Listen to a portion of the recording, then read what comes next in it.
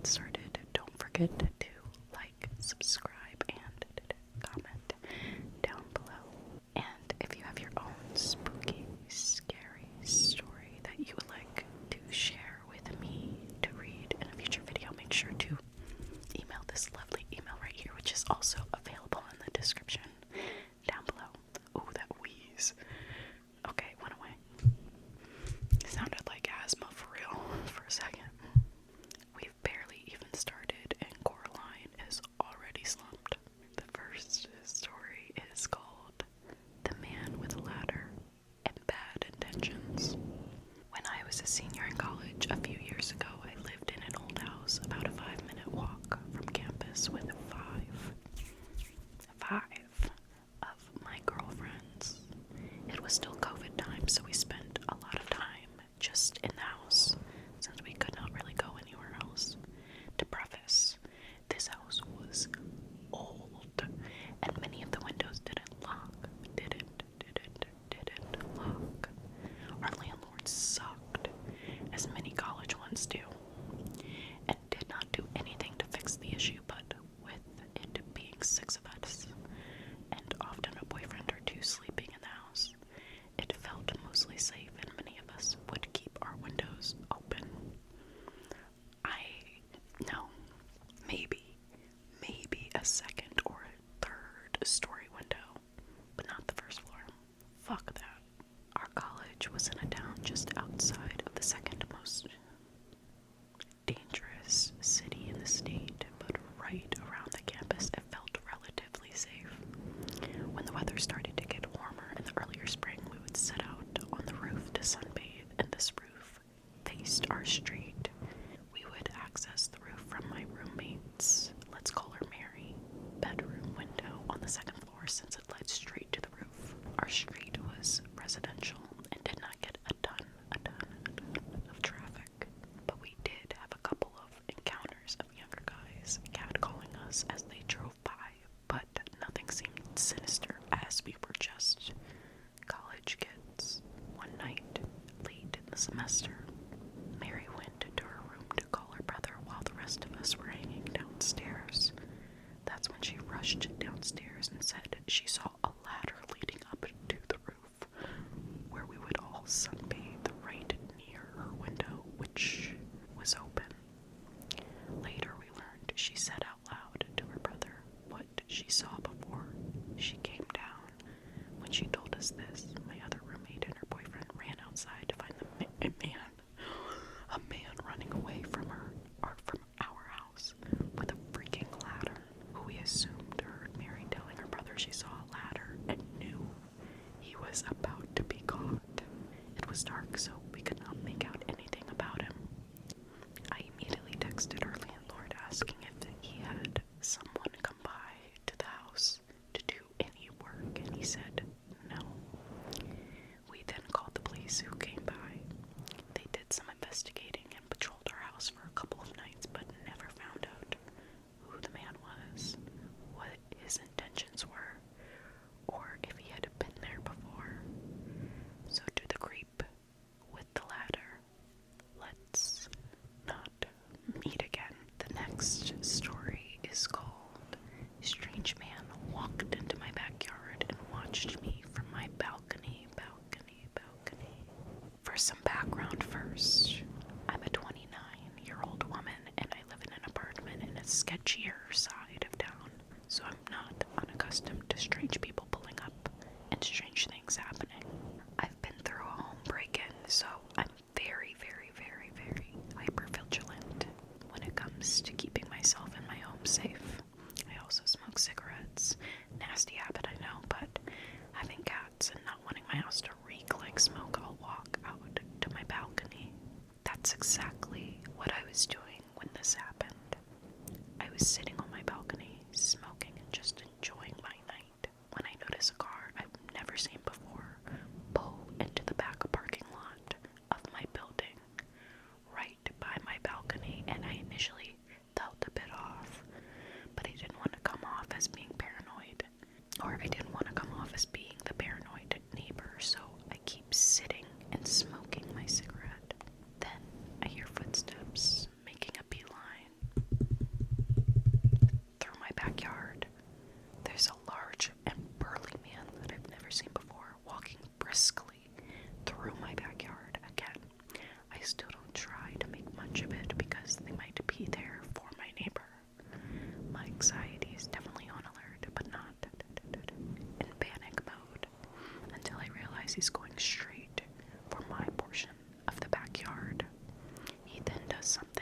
is still freaking me out as I type this.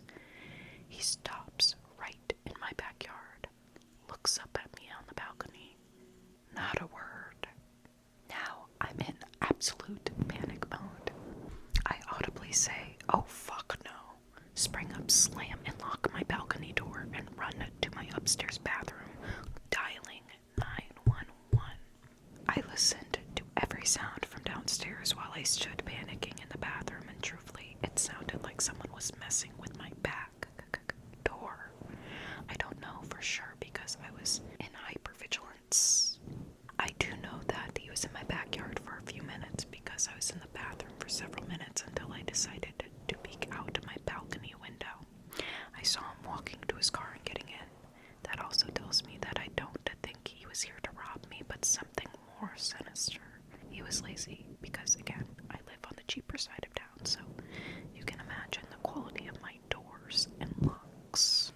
I'm really hoping it was just some guy who was drunk or high and had the wrong house, but my gut is telling me otherwise. Regardless, I hope we never meet again.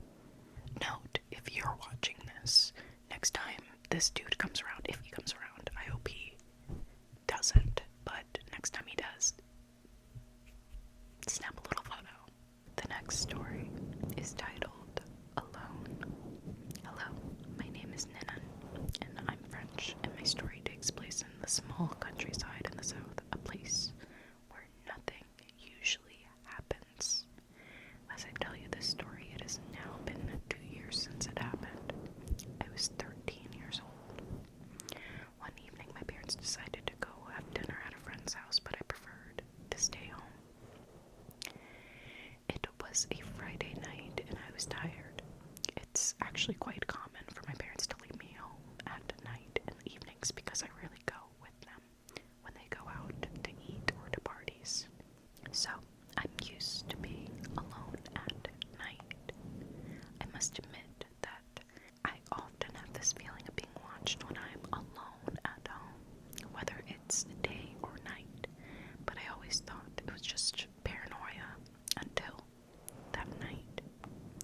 So, we're at the infamous night when my parents go to dinner at a friend's house and leave me alone. I'm watching the TV on the couch with my cat, and then I decide to go back to my room, to be on my phone. After several minutes, I hear noises coming from the kitchen. Actually, that's quite common, but once again, I chalk it up to fatigue and stress. Then, a little later, I hear what sounds like a glass being placed on the dining table. The stress becomes more and more intense, and I do the dumbest thing in this moment. I went to see, and there was indeed a glass on the dining table. And it couldn't have been me because I always have a bottle in my room, and I only drink from that. The stress rises even more, but at the same time I prefer to stay in denial and tell myself that I left the glass on the table while clearing it. As I'm about to return to my room, I hear something scratching behind the garage door. I'm about to open it, thinking it's my cat wanting to come in, but I freeze when I reach for the handle. And I remember that my cat was on the couch with me earlier. So I turn my head to check if he's still there, and unfortunately he is. And so is my dog.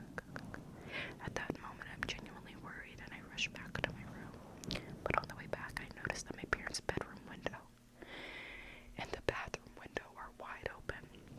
At that point, I didn't know what to do, so I locked myself in my room with my cat and dog and scrolled through TikTok, trying to forget about this incident.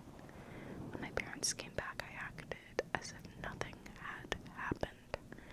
I don't really know why, but currently no one knows about this story. You need to tell your parents immediately, young lady or ma'am or sir. Also, their dog kinda sucks. I'm sorry.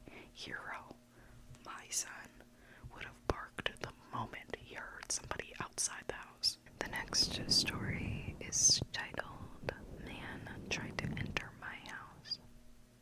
My biggest fear. I rebuke.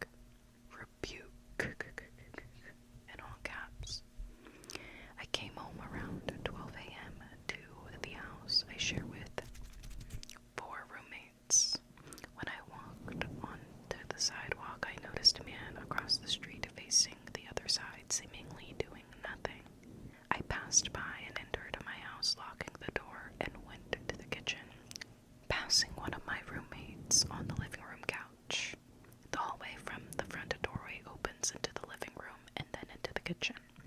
When I left the kitchen, I saw a dark outline through the door window and stopped to focus my eyes. My couched roommate looked at me confused as I had stopped in my tracks. The outer door was open and the man from across the street was looking in and then started turning the knob.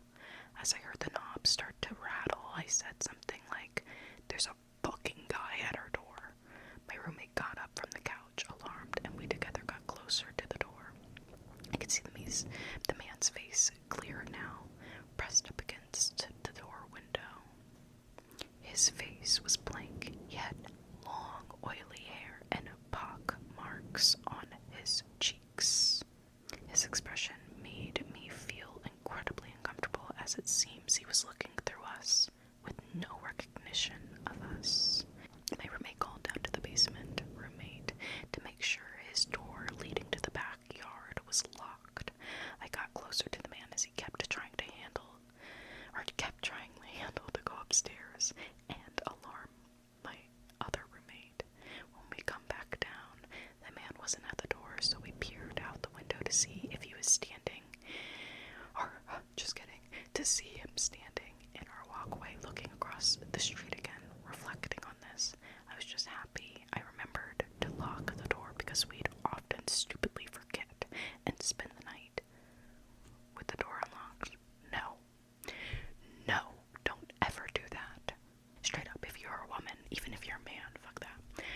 Everybody, get the door stopper when you lock the door. Put the door stopper underneath the doorknob, because they can't get in. My roommates had one of these when I lived with them, and I will never forget them locking me out, but I could have never been prouder, because it was like 3 a.m. when I came home. I had to go back and sleep at my friend's door. I can imagine if the door was unlocked and he had stepped into our house, and I wondered how this would have went. I think about how he would probably have walked through the hallway, and my roommate on the couch would just see this stranger walk into our living room and scare the shit out of him. Most likely this guy was struck down by the way his expression was, but who knows what intentions he had. Let's not meet. The next story is titled, "Just Tried to Get to Work." I was 17 when this happened. I had an early morning shift in a restaurant, and I used the bus to get there. When I get to my bus stop, someone was already there. That was strange, because it was so early in the morning. I started to walk to my workplace just to notice that the man started following me. Seeing the man following me got me scared, and I started to run. There was so much off with the man. The whole time he looked at the ground, but also started to run when he saw me running. I quickly ran to the back doors and saw him coming to the same direction. When I closed the doors, he was just a couple meters away from me, and I saw that he tried to open that locked door after me. When I was panicking inside the restaurant, my coworker came to me and said that someone is trying all the windows to get in. We called the cops, and later they told us that the man was carrying a tiny saw with him. Sometimes I think what he would have done if he would have gotten to me quicker. Anyways, the saw man, let's not meet again. Do you think he watches the Chainsaw Man? And Dingy, is that you? This is going to be the last story, because for the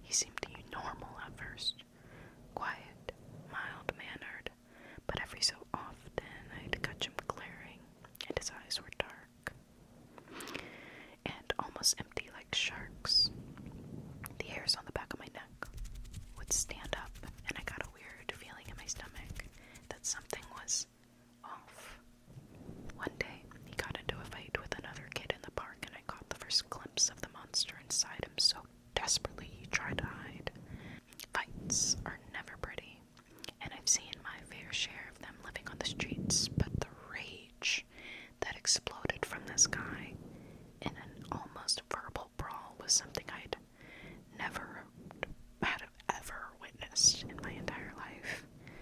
Even in a haze, I could sense there was something terribly wrong going on in this man's head.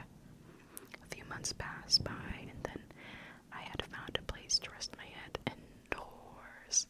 Sorry, I don't know why reading indoors. I think of that SpongeBob episode where he's just like, let me know. And was watching the evening news. Turns out my gut feeling about this guy was right.